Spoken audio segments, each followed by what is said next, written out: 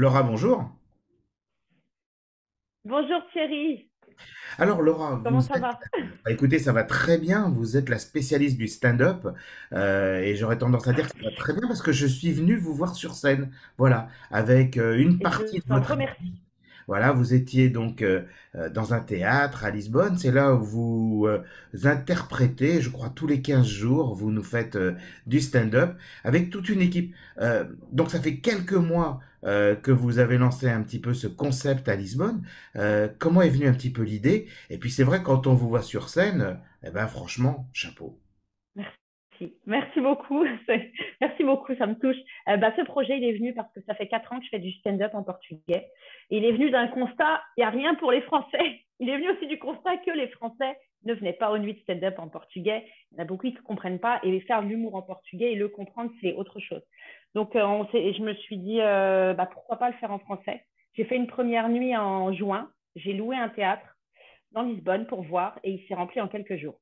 Donc, je me suis dit, OK, il y a de la demande. Le public veut, les Français adorent le stand-up. Et donc, on a créé avec mon mari une production, qui s'appelle Debout la prod. Et on a commencé à créer les nuits debout, donc les nuits de stand-up en français. On a trouvé des gens, des jeunes gens qui souhaitaient faire du stand-up, qui ont toujours rêvé d'en faire. Donc, non seulement c'est un projet pour le public, mais aussi c'est pour des gens qui avaient un rêve et qui ont décidé de se jeter dedans.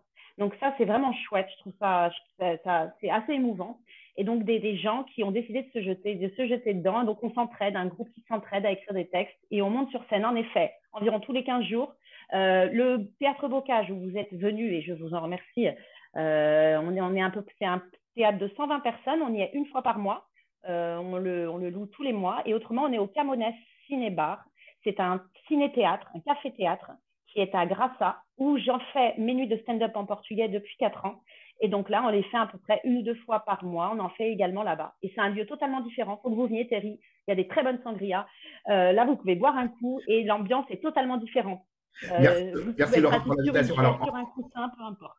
Alors en même temps que vous nous en parlez, on montre bien entendu les images, des images qui ont été tournées justement dans le théâtre Bocage, et on voit évidemment que c'est complet. Voilà, il y a beaucoup de monde, donc vous avez dit 120 personnes, c'est quand même énorme pour venir justement assister à du stand-up. Alors moi, ma question c'est, euh, est-ce que c'est toujours les mêmes textes? Est-ce que les gens qui sont sur scène, ce sont les mêmes? Ou est-ce que vous tournez, vous avez une équipe aujourd'hui qui s'est créée autour de vous, et à chaque fois, eh bien, c'est une ambiance un petit peu différente? Parce que j'ai même cru comprendre qu'il y avait un certain nombre de personnes qui venaient à chaque fois.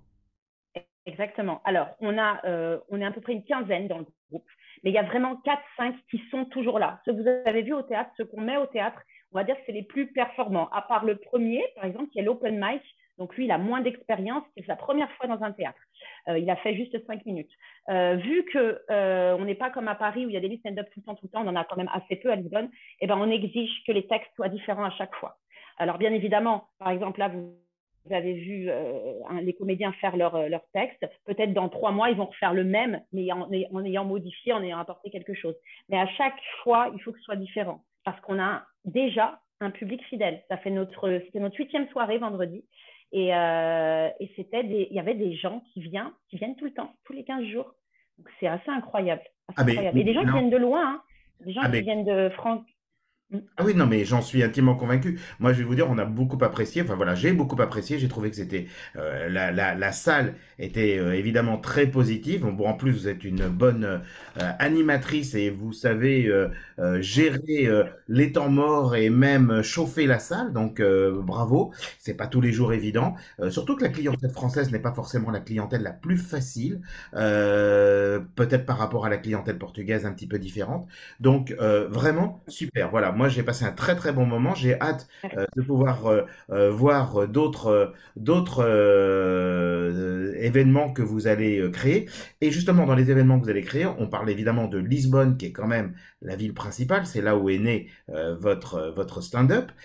Mais aujourd'hui, j'ai cru comprendre que vous alliez aussi vers Porto. Exactement. C'est un peu un défi. On s'est dit avec mon mari autour d'un verre, et tiens, pourquoi pas on va à Porto? Et dans l'heure, on avait loué le théâtre. Donc, on a choisi Sada Bandeira, la petite salle, le Studio Latine, qui est une salle de 120 personnes également. Et donc, on a commencé à diffuser. On est très, très content d'aller au Porto parce que déjà, avec le stand-up en portugais, quand je allais au Porto, le public est vraiment différent. Et je pense qu'à Porto, il y a peut-être encore moins d'événements et je suis convaincue que le public de Porto va être très réactif. Et puis, je trouve que cette ville, culturellement, elle est très forte. On est super contents. Notre projet, c'est vraiment d'aller à Porto avec régularité. Donc, on va voir comment ça se passe. On est en contact aussi avec Valérie Barros, que j'embrasse si elle nous écoute, Mhm. qui est la présidente de Vivre à Porto Absolument. et qui nous appuie énormément pour ce projet. Vraiment un gros dynamisme, elle met une grosse énergie et l'intention qu'elle y met, je suis sûre que ça nous aide aussi dans tout ça. Donc, on a aussi un projet. On a créé une nuit, donc c'est pas très loin de Lisbonne, mais c'est à Almada, pardon, Mhm. à Caparica. On voudrait faire une nuit régulière là-bas aussi, mais en mode sunset. Donc, on va travailler avec un restaurant qui est sur une plage, qui est un restaurant tenu par une Française, Praia da Mata, Caparica, et pour faire du stand-up On avec salue le coucher de Alexandra soleil. Donc, ce sera un stand-up plus tôt. et on salue Alexandra. Exactement. Eh ben écoutez, en tout cas, ben c'est vrai que la communauté française, c'est une communauté qui est importante, mais qui est quand même une petite communauté, donc il n'en demeure pas moins que la plupart des gens se connaissent. Donc ça, c'est vraiment super. En tout cas, c'est une très belle initiative. Bon, alors donc, j'ai cru comprendre que c'est autour d'un verre, effectivement, que vous avez fait Porto. Donc j'espère que faut faire quand même attention un petit peu avec les verres, parce que pourvu que vous ne louez pas comme tout de suite l'Altis Arena, après tout, pourquoi pas? Mais là, il faudra quand même. Écoutez, Mais je vous le pourquoi souhaite, hein. pas?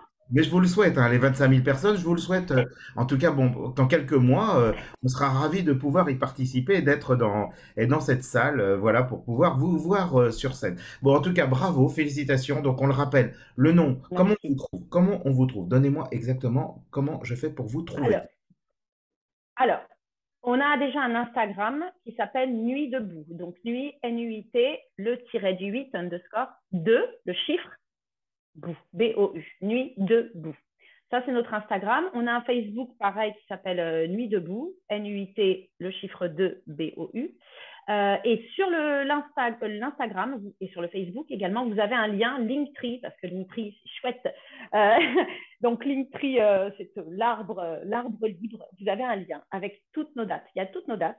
Il y a également un lien avec un petit jeu concours si vous voulez gagner une place. C'est Balance ta blague. Vous balancez une blague, on choisit la meilleure et vous gagnez une place.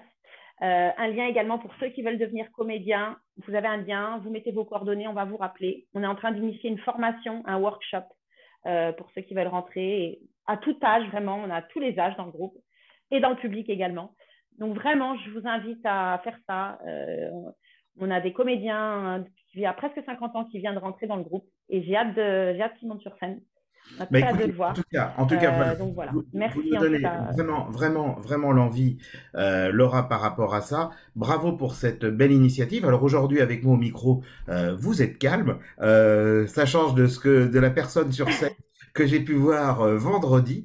Et alors, cerise, alors donc on a bien noté évidemment comment faire pour pouvoir s'inscrire, comment faire pour venir vous voir, que ce soit à Lisbonne. On a compris que c'était tous les 15 jours qu'il y avait un événement et une fois par mois dans la salle la plus importante. Et puis de la même manière, Porto, là on espère que beaucoup de gens qui sont dans la région au nord du Portugal se déplaceront pour venir vous voir et puis surtout faire que Porto ait le même succès que vous puissiez avoir à Lisbonne. Et alors la cerise sur le gâteau, on va en parler tout de suite quelques instants, eh bien on aura le plaisir de vous retrouver tous les samedis sur la French Radio, voilà, où vous pourrez nous faire l'actu Je suis de la ravie. semaine vue par Laura. Voilà, je m'attends au Et pire. quelle actu, Thierry, Ah, quelle actu!